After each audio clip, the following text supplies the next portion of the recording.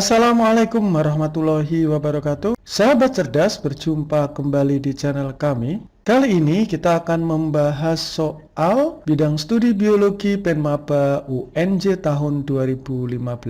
Kita mulai dari nomor 31. Feni Marta Dwivani, Kepala Laboratorium Analisis Molekuler dan Kromosom Institut Teknologi Bandung, peraih Fellowship L. Oreal Indonesia UNESCO for Women in Science 2006, berhasil memanipulasi gen yang mengontrol sintesis senyawa etilen pada buah pisang sehingga pisang tidak cepat busuk. Penelitian yang Feni lakukan merupakan kajian cabang ilmu apa? Jadi, sahabat cerdas, kata kuncinya adalah memanipulasi gen atau dikenal sebagai rekayasa genetika untuk menghasilkan buah pisang tahan busuk. Nah, di sini berarti kata kuncinya adalah genetika. Berarti nomor 31A. Sitologi ini tentang sel, berarti salah. Botani ini tentang tumbuhan, salah ya. Fisiologi itu tentang fungsi alat tubuh, salah. Biokimia ini biologi dan kimia seperti karbohidrat, protein, lemak juga salah. Oke ya, nomor 31A. Kita lanjutkan nomor 32. Di dalam suatu ekosistem terjadi proses produktivitas yang melibatkan komponen biotik dan abiotik, meliputi produktivitas primer kotor, produktivitas primer bersih, dan produktivitas sekunder. Pernyataan yang tepat mengenai produktivitas sekunder adalah, jadi sahabat cerdas, produktivitas ini dibagi menjadi dua. Yang pertama primer, yang kedua sekunder. Produktivitas primer ini merupakan banyaknya energi cahaya yang diubah menjadi energi kimia oleh organisme autotrof di dalam sebuah ekosistem. Sedangkan produktivitas sekunder adalah laju pengubahan energi kimia yang tersimpan dalam konsumen menjadi biomasa baru. Jadi kata kuncinya ini dipakai oleh organisme heterotrof dalam berbagai tingkat tropik ya, 1 sampai seterusnya. Oke ya, kita lihat nomor 32 yang A, option jawabannya. Seluruh bahan organik yang dihasilkan oleh organisme autotrof ini merupakan produktivitas primer, salah ya. Kecepatan organisme autotrof mengubah energi cahaya menjadi kimia juga produktivitas primer ya. Besarnya sisa energi produktivitas primer kotor yang disimpan oleh produsen ini juga produktivitas primer ya. Kemampuan organisme heterotrof mengubah energi kimia dari organisme autotrof menjadi energi gerak bisa. Kita bandingkan yang E. Perpindahan energi dari organisme taraf tropik pertama ke taraf tropik kedua.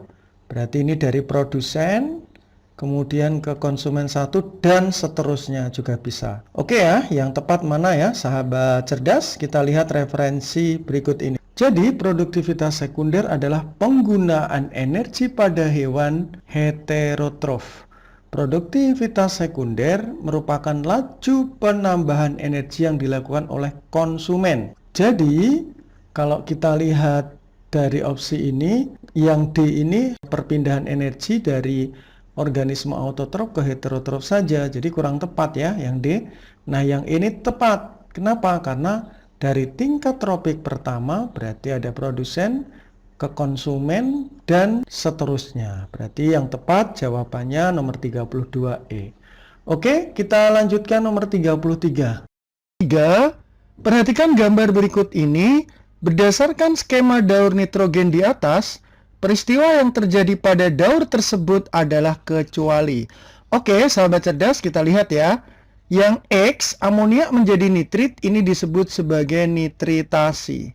Yang B, nitrit menjadi nitrat, ini dikenal sebagai nitratasi. Jadi, nitratasi dan nitritasi ini sepaket disebut proses nitrifikasi. Oke ya. Kemudian X, nitrat menjadi nitrogen bebas. X ini dikenal denitrifikasi. Sementara yang V ini nitrogen diserap oleh tumbuhan langsung, namanya fiksasi. Kemudian tumbuhan menjadi amonia atau hewan menjadi amonia, yang Z disebut amonifikasi. Nitrat diserap oleh tanaman, ini akan disusun menjadi protein, biasanya dikenal sebagai asimilasi atau sintesis protein ya. Oke, kita lihat ya. V adalah fiksasi N, V ya, V tadi fiksasi N oleh bakteri Rhizobium leguminosarum bisa ya. Biasanya bakteri ini bersimbiosis di akar tanaman kacang-kacangan ya. W adalah oksidasi nitrit menjadi nitrat oleh Nitrosococcus. Jadi yang V ini dari nitrit menjadi nitrat, ini butuh oksigen, namanya oksidasi betul. Cuman mikroorganismenya salah ya, harusnya Nitrobacter. Sementara kalau Nitrosococcus itu mengubah amonia menjadi nitrit ya, itu pakai Nitrosococcus. Jadi yang salah yang B kecuali ya. X adalah konversi dari nitrat menjadi nitrogen oleh bakteri denitrifikasi. Nah, prosesnya betul ya. Nitrat ke nitrogen namanya denitrifikasi. Y adalah asimilasi nitrat sebagai bahan pembentuk protein oleh tumbuhan, betul. Tadi organisme Z adalah konversi senyawa protein dari organisme mati menjadi NH4 amonia oleh dekomposer, namanya amonifikasi. Ini oleh bakteri pengurai atau dekomposer, betul ya. Oke, nomor 33B kita lanjutkan ke soal nomor 34. Perhatikan gambar berikut ini ya.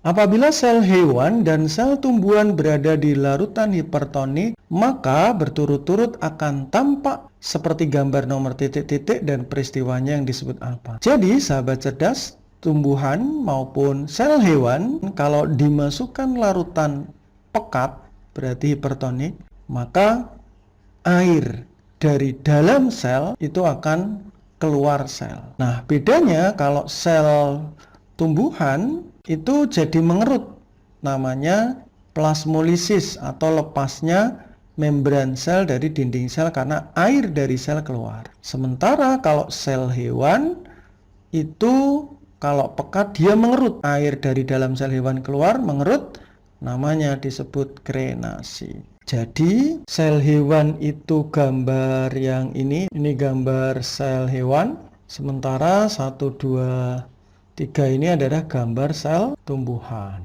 Oke ya. Sekarang kalau ditanya sel hewan dulu, mana yang airnya keluar? Nah, airnya keluar ini ya. Nah, ini mengerut ya. Nomor 6 dulu nih ya. Berarti nomor 6 dulu sel hewan. Ini 6. Terus ini juga keluar sel tumbuhan. Namanya nomor 6 itu krenasi. Sementara sel tumbuhan itu adalah nomor 3 ya. Nomor 3 itu yang ini ya. 3 yaitu adalah plasmolisis. Jadi sahabat cerdas, ini tidak ada jawabannya ya. Ini harusnya 6 dan 3 ya.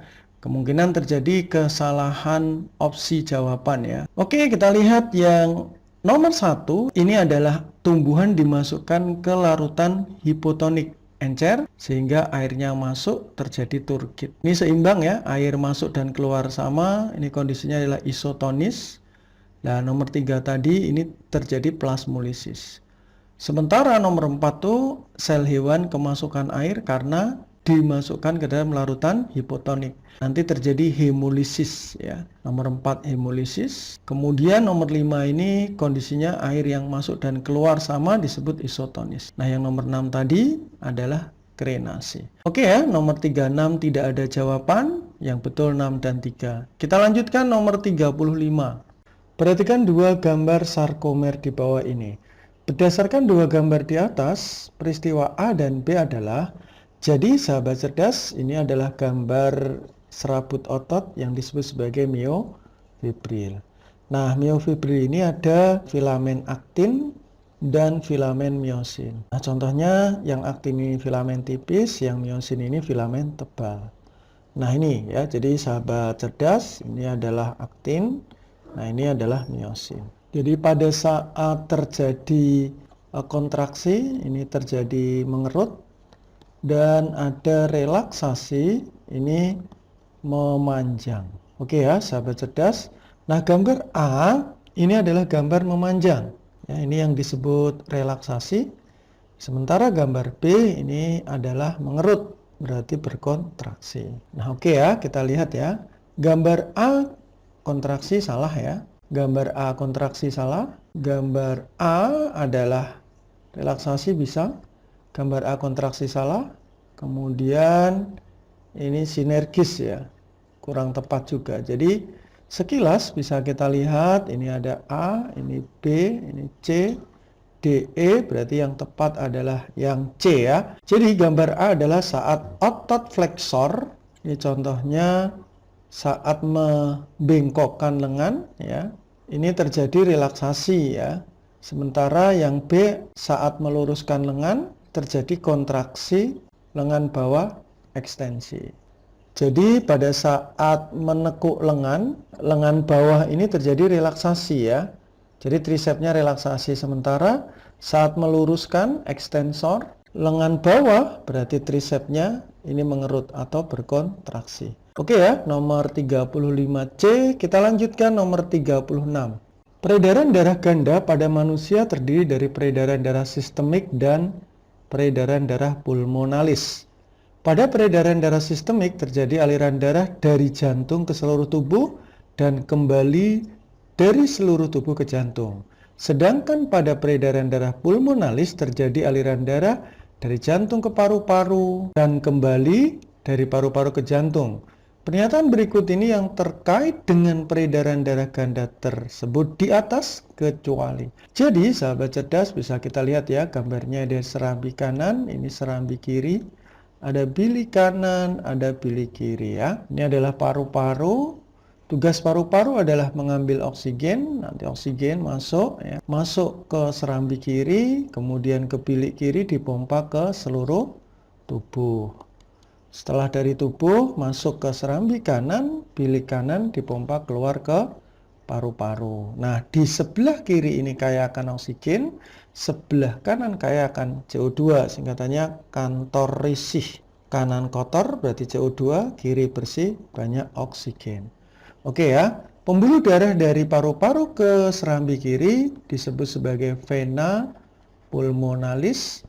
Dari bilik kiri ke seluruh tubuh namanya aorta atau nanti arteri sistemik. Dari tubuh ke serambi kanan ini namanya vena cava. Dari bilik kanan dipompa ke paru-paru namanya arteri pulmonalis. Sahabat cerdas, kita lihat ya yang A.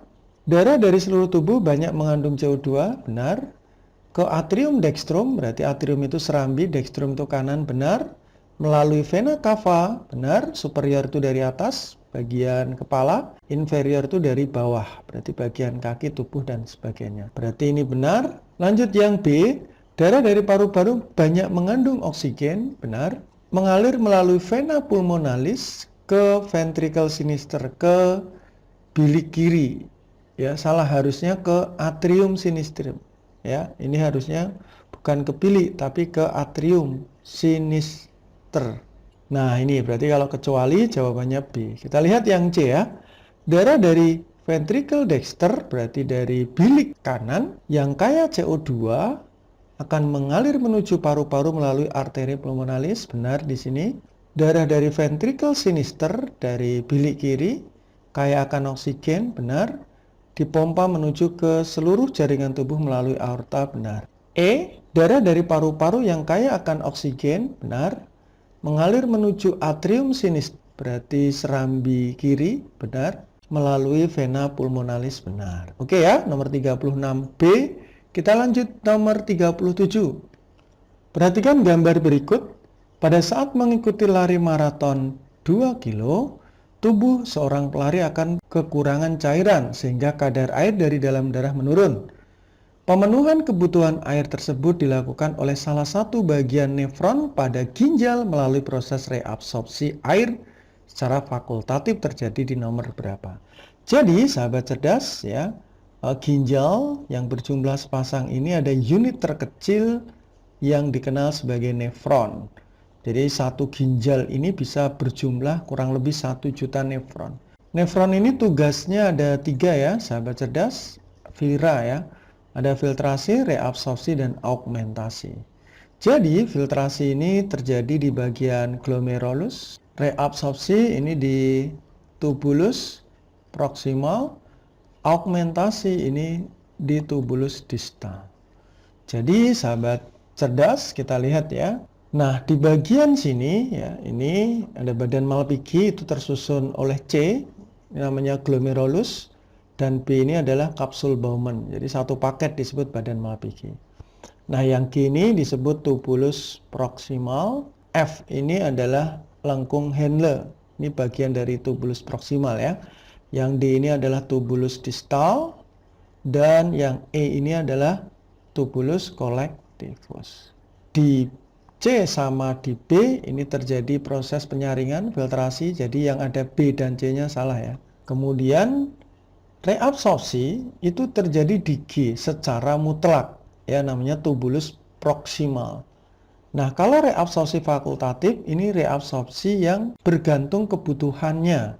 Contohnya masih kekurangan air, maka dibantu oleh hormon antidiuretical hormone atau ADH. Nah, itu terjadinya tidak di tubulus proximal, tapi di tubulus distal dan tubulus collectivus. Selain augmentasi, juga ada reabsorpsi fakultatif. Jadi jawabannya D dan E ya. Jadi jawabannya D. Oke ya, sahabat cerdas, 37D. Kita lanjutkan nomor 38. Perhatikan skema siklus menstruasi di bawah ini. Berdasarkan skema di atas, keadaan fisiologis yang tepat terkait dengan kadar hormon A dan B, C dan D di dalam darah kecuali. Kita lihat ya sahabat cerdas, siklus menstruasi gambar sebagai berikut. Nah ini ya sahabat cerdas, bisa kita perhatikan. Yang A ini adalah hormon FSH. Kemudian yang B ini adalah estrogen. Sementara yang C adalah hormon LH, yang D ini progesteron. Kita lihat ya hormonnya. Pernyataan opsi yang A. Naiknya kadar hormon C berarti adalah LH, mencapai puncak disebabkan oleh tingginya kadar hormon B. Nah, jadi LH ini meningkat bisa disebabkan karena estrogen juga meningkat. Jadi menyebabkan ovulasi, nah ini betul ya. Meningkatnya kadar hormon A berarti FSH memicu terjadinya perkembangan folikel di dalam ovarium. Jadi FSH ini disebut follicle stimulating hormone. Jadi benar juga. Yang C, hormon B berarti estrogen memicu sekresi hormon A. Salah ya. Jadi estrogen ini nanti memicu LH ya. Justru estrogen itu akan menghambat FSH karena estrogen tinggi, FSH-nya turun. Jadi jawabannya C ini ya. Yang D, semakin tinggi kadar hormon D, progesteron, maka semakin tebal endometrium. Betul nih, endometriumnya semakin tebal atau dinding rahimnya semakin tebal, fungsi dari progesteron. Kemudian yang E, hormon D berasal dari korpus luteum. Nah ini ya. Jadi badan kuning setelah folikelnya pecah menjadi korpus luteum atau badan kuning yang menghasilkan progesteron juga betul. Oke ya, kita lanjutkan nomor 38C, kita lanjutkan ke nomor 39. Pada oogenesis, urutan proses pembentukan ovum yang tepat adalah, jadi pertama kali ada yang kita kenal sebagai oogonium. Oke ya. Setelah itu akan tumbuh menjadi oosit primer. Lah oosit primer ini bermeiosis, ada yang satu besar satu kecil, menjadi oosit sekunder, yang satu menjadi badan kutub atau polosit primer. Jadi ini salah ya. Oosit sekunder dan polosit primer. Nah ini ya. Jadi yang tepat B ini ya sahabat cerdas. Oosit primer bermeiosis 2 ini menjadi ootit. Nah ini biasanya ada polosit ya. 3 akan mengalami degenerasi. Ya, ini yang disebut sebagai polosit sekunder. Ootit akan matang menjadi ovum. Begitu ya, sahabat cerdas. Jadi 39B, oogonium, oosit primer, oosit sekunder, dan polosit, ootit, dan polosit sekunder kemudian menjadi ovum. Kita lanjutkan ke soal nomor 40. ICSH, interstitial cell stimulating hormone, merupakan nama lain dari luteinizing hormone. Hormon tersebut merupakan hasil sekresi kelenjar titik-titik dengan organ target titik-titik dan berfungsi titik-titik. Oke ya, sahabat cerdas, kita lihat ya, di otak atau hipofisis ya, ini menghasilkan gonadotropin, hormon yang merangsang kelenjar gonad ya. Untuk pria ada namanya ICSH. Nah, ICSH itu targetnya ada di organ testis. Nah, testis itu nanti mengeluarkan dua zat ya. Yang pertama ada hormon, nah yang kedua ada sperma. Biasanya hormonnya dikenal sebagai testosteron. Nah, testosteron ini dipicu oleh sel Leydig. Sementara kalau sperma itu dirangsang oleh sel Sertoli. Nah, sementara ICSH ini merangsang testis untuk menghasilkan testosteron. Berarti testosteron itu di sel Leydig. Oke ya, jadi jawabannya nomor 40 adalah A. Kita lanjutkan nomor 41. Perhatikan gambar di bawah ini. Berdasarkan gambar tersebut, peristiwa yang tepat terkait dengan peristiwa pembelahan sel itu adalah kecuali. Jadi, sahabat cerdas, kita lihat pembelahan gambar di bawah ini. Gambar di soal ini menunjukkan tahapan yang sama dengan tahap yang ini ya. Jadi ini adalah tahap meiosis yang pertama. Ini adalah tahap meiosis kedua. Jadi gambar ini adalah tahapan meiosis yang kedua. Tahap apakah? Ini ada profase, metafase, anafase.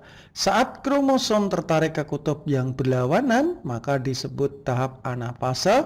Karena sudah dua sel, maka disebut anafase kedua. Nah, kita lihat soalnya ya, sahabat cerdas. Sel yang sedang membelah tersebut berada pada tahap anafase 2, di mana pasangan kromatid bersaudara bergerak ke arah kutub masing-masing. Jadi ini benar. Yang B, pada spermatogenesis, tahap pembelahan sel tersebut terjadi pada saat perubahan dari spermatosit primer menjadi spermatosit sekunder. Jadi spermatosit primer menjadi spermatosit sekunder ini tahap meiosis yang pertama. Jadi ini kurang tepat ya. Yang C, pada oogenesis, tahap pembelahan sel terjadi pada saat perubahan dari oosit primer menjadi oosit sekunder dan polosit primer. Jadi oosit primer menjadi oosit sekunder plus polosit primer. Ini juga pada meiosis 1. Jadi kurang tepat juga. Yang D, jumlah kromosom masing-masing sel tersebut adalah haploid. Jadi pembelahan meiosis itu pertama meiosis 1 dari 2N ke N ya. Kemudian meiosis 2 ini juga N. Jadi juga haploid. Jadi pernyataan ini juga benar. Yang E, sel yang sedang membelah tersebut berada pada tahap anafase 1 di mana pasangan kromosom homolog bergerak ke arah kutub masing-masing. Salah juga. Jadi sahabat cerdas, ini jawabannya yang tidak tepat ini sebenarnya ada 3 ya. Ada B, ada C, sama ada E. Kita lihat ya, pembelahan spermatogenesis dan oogenesis. Nah, ini adalah gambar meiosis kedua, berarti dari spermatosit sekunder ke spermatid. Jadi kalau spermatosit primer ke spermatosit sekunder, ini masih di meiosis yang pertama. Oke ya. Kita lanjutkan yang oogenesis. Nah, oogenesis itu meiosis 2 terjadi perubahan pada oosit sekunder menjadi ootit dan badan polar sekunder atau polosit sekunder. Maka yang C juga salah. Ini oosit primer menjadi oosit sekunder. Ini merupakan pembelahan meiosis 1. Jadi sahabat cerdas, jawabannya B, C, dan E. Jadi tidak ada jawaban yang tepat di sini ya. Oke, kita lanjutkan ke nomor 42 ya. Alifah sedang melakukan pengamatan pertumbuhan tanaman.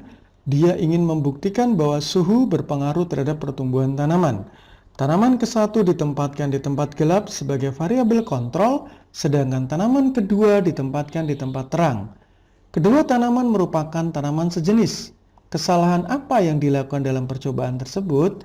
Jadi, sahabat cerdas, di sini ada perlakuan untuk membuktikan suhu. Jadi, variabel yang dilakukan itu sebenarnya kan ada 3 ya, BKT. Bebas, kemudian kontrol, dan terikat. Bebas ini adalah variasi perlakuan. Contohnya adalah perlakuan pengukuran suhu. Nah, suhu ini bisa di tempat gelap, kemudian terang 1, terang 2 ya, ini bisa. Kontrol ini tanaman sejenis ya. Kemudian terikat adalah akibat perlakuan, contohnya pertumbuhan tanaman. Oke ya, kita lihat. Tidak terdapat variabel bebas, variabel terikat dalam percobaan tersebut. Sebenarnya variabel bebasnya adalah kondisi suhu gelap di tempat terang bisa, ini kurang tepat ya. Option B, tidak melakukan pengukuran suhu lingkungan di sekitar tanaman. Nah, ini yang betul. Karena pengaruh suhu perlakuannya harusnya variabel bebas. Yang C, menggunakan tumbuhan sejenis tempat berbeda. Tumbuhan sejenis bisa digunakan sebagai variabel kontrol. Suhu lingkungan merupakan variabel bebas, betul. Berarti bukan kesalahan ya. Dan variabel kontrol seharusnya di tanaman kedua salah ya. Oke, 42B kita lanjutkan 43. Bakteri termasuk kingdom apa? Sebab sel bakteri termasuk sel apa yang artinya apa? Jadi sahabat cerdas, menurut Whittaker kingdom makhluk hidup ada 5 ya. Plant, ani, promo, fungi. Jadi yang pertama tumbuhan namanya plante, yang kedua animalia hewan, ketiga protista, keempat monera, dan yang terakhir fungi. Nah, monera ini singkatannya Muniprocti. Kelompok monera itu umumnya bersel satu atau uniseluler dan prokariotik, tidak memiliki membran inti dan berdinding sel. Nah, berarti ciri khas bakteri ini contoh kelompok monera. Jadi bakteri termasuk monera, cirinya adalah prokariotik dan tidak memiliki membran inti. Jadi jawabannya 43D. Kita lanjutkan nomor 44. Teknik SCNT, Somatic Cell Nuclear Transfer, merupakan salah satu teknik di bidang bioteknologi modern yang sukses dilakukan di dalam laboratorium dengan lahirnya domba Dolly. Berikut ini adalah hal yang terkait dengan SCNT kecuali. Kita lihat sahabat cerdas, teknik transplantasi nukleus pada domba Dolly. Jadi ada 2 domba betina, domba pertama, domba kedua. Domba pertama adalah domba Dorset, kemudian domba kedua adalah Scottish Blackfish ya. Dorset ini diambil sel ambing ya, mengambil kelenjar mamai atau sel kelenjar susu. Ini ada sel, ada inti. Kemudian Scottish Blackfish ini diambil sel telurnya. Nah, sel telur ini juga punya inti. Kemudian sel telur dari Scottish Blackfish ini dihilangkan intinya sehingga telur dalam keadaan kosong ya. Jadi ovumnya kosong. Sementara pada sel ambing atau sel kelenjar mamai ini diambil intinya, kemudian inti dari sel mamai domba Dorset itu dimasukkan ke dalam telur yang kosong. Jadi ini 2N, ini nggak ada N karena inti dari sel telur dibuang. Nah, ini yang disebut sebagai transfer inti atau transplantasi nukleus. Kemudian setelah ditransfer inti ini, dia bisa berkembang menjadi embrio, dimasukkan ke dalam domba Scottish Blackfish lagi, dan lahirlah domba Dolly yang sama dengan pendonor nukleus. Kita lihat opsi jawabannya ya sahabat cerdas. A. Prinsip SCNT adalah mempertemukan ovum dengan sel tubuh. Betul ya. Ini inti sel tubuh, yaitu sel ambing tadi dimasukkan ke telur yang kosong. Ini kecuali ya. Ovum yang B, ovum yang akan dipertemukan dengan sel somatik sudah dihilangkan nukleusnya, juga betul. Sel somatik yang akan membuai ovum bersifat haploid, salah ya, harusnya diploid. Nah ini jawabannya. Fusi antara ovum, penggabungan antara telur dan sel somatik membentuk sigot dan selanjutnya berkembang menjadi embrio, betul. Embrio yang ditransplantasikan ke dalam uterus, induk penghasil ovum, ya. Betul ya, tadi dimasukkan ke dalam domba Scottish Blackface. Jadi jawabannya nomor 44C. Terakhir nomor 45 ya. Warna putih buah waluh besar Cucurbita pepo disebabkan oleh gen W besar. Jadi W besar ini adalah putih. Diketahui bahwa gen W besar epistasis terhadap gen Y besar dan Y kecil. Jadi W ini adalah epistasis, ini menutupi Y besar maupun Y kecil. Nah, maka buah waluh berwarna kuning berfenotip W kecil Y besar. Jadi kalau seperti ini adalah warna kuning. Dan W kecil Y kecil adalah berwarna hijau. Persilangan antara buah waluh hijau dengan buah waluh putih menghasilkan keturunan F1 berwarna putih semua. Jika F1 menyerbuk sendiri maka akan menghasilkan keturunan putih, kuning, dan hijau dengan perbandingan fenotip berapa. Oke ya sahabat cerdas, kita silangkan antara buah hijau, berarti hijau tadi W kecil Y kecil disilangkan dengan buah putih ya. Ini berarti yang dominan semua ya sahabat cerdas. Oke, ini ada W besar, Y besar, ini ada W kecil, Y kecil, anaknya nanti W besar, Y kecil, Y besar, Y kecil. Nah, ini adalah F1. Nah, jika F1 disilangkan dengan sesamanya, kita cek lagi ya. Berarti W besar, Y kecil, Y besar, Y kecil, kawin dengan sesamanya. Nah, kita lihat ya, sahabat cerdas. Ini bisa cepat ya, nanti kalau perbandingan dalam hukum Mendel itu ada 9331. Cuman di sini ada yang W besar Y besar, W besar Y kecil, W kecil Y besar, W kecil Y kecil. Nah, W besar Y besar itu tadi adalah warna apa? Kalau W tadi epistasis berarti warna putih. W besar Y kecil juga putih. W kecil Y besar ini warna kuning. Dan yang terakhir W kecil Y kecil adalah warna hijau. Jadi putihnya 9 tambah 3 12. Ya, ini 12, kuningnya ada 3 dan hijaunya ada 1. Jadi jawabannya 1231. Ini yang disebut sebagai gen epistasis ya. Oke ya, nomor 45B. Demikian sahabat cerdas pembahasan soal Penmaba UNJ tahun 2015. Sukses selalu. Assalamualaikum warahmatullahi wabarakatuh.